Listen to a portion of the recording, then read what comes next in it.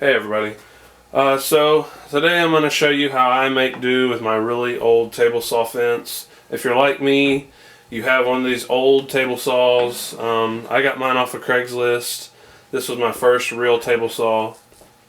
But when I went on the forums, the first thing that everybody said was ditch the fence. And while I would really like to do that, looking at the cost of a new fence system, whether it be the Vega or the Delta T2, those are all like, $200, and that wasn't really an option for me. So here's what I did to make the best of my fence, and I really think I did that. I don't think I'll ever need to upgrade to one of those because this just works. The first thing I did was add a piece of birch plywood to my fence. Now I only have one on here now. In the future I'm probably going to add a second one so that I can make jigs that slide over my fence and run down it smoothly. It can't right now because the bolts come out of the backside, but this really helps out. It gives it a little bit more heft, and it gives me a really good and true straight surface for it to run down. I also sanded this pretty fine and then added some paste wax to it. So now my items that I'm cutting really run smooth down my fence. So that's the first thing that you can do to improve your table saw fence. Now the second part is really easy and seems obvious, but make sure that your tabletop is coated with something. I use Johnson's paste wax just because it's really cheap, but I make sure it has a good coating of that so that everything is really slippery.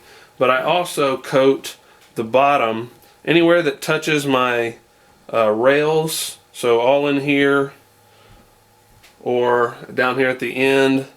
I make sure all this is coated in paste wax so that when I'm adjusting my fence, I make sure that it slides really easily. So that would be my second tip to make the best of your old table saw's original fence. My third tip is to make sure your fence is parallel with the blade at the front and back. Mine adjusts with these two bolts right here. All I did was loosen both of them to where the fence adjusted freely of the tightening mechanism. So then I adjusted it, make sure it was parallel up here, and then tighten these down. And this basically ensures that your fence is always the same distance at the front and back when you're making your adjustments. My fourth and final tip is just a technique of adjusting your fence. When I first got mine and was reading that the fence is junk, throw it out, I was adjusting it like this from the middle. And just pushing it back and forth, and it rocks back and forth, and I was never getting an even distance between my blade at the front and my blade at the back. But then I just started looking at it and realized that this is all just a T.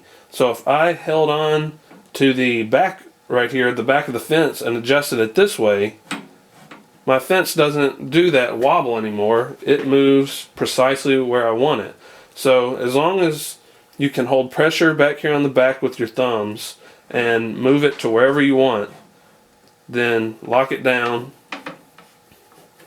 It will stay, as long as you've adjusted your fence this way, it will be parallel every time at the front and back of the blade. Ever since I've started adjusting my fence this way, I have never had to measure at the back of the blade. It's always been parallel with the front. So when I'm adjusting for a cut, I get my tape measure, adjust this distance between the front of the blade and the fence, and tighten it up, and I go cut my piece. I don't have to worry about it being closer up here at the back or farther away and having a wedge-shaped cut. So if you have one of these older table saws and don't have the money to upgrade or simply don't want to, there is hope for you. Follow these 4 things that I did, and you should get really good results, not just with the Craftsman Table Saw, but also any other really old one. It's worked great for me, and I really don't anticipate upgrading my fence anytime soon, just because this works so well. So have a good day.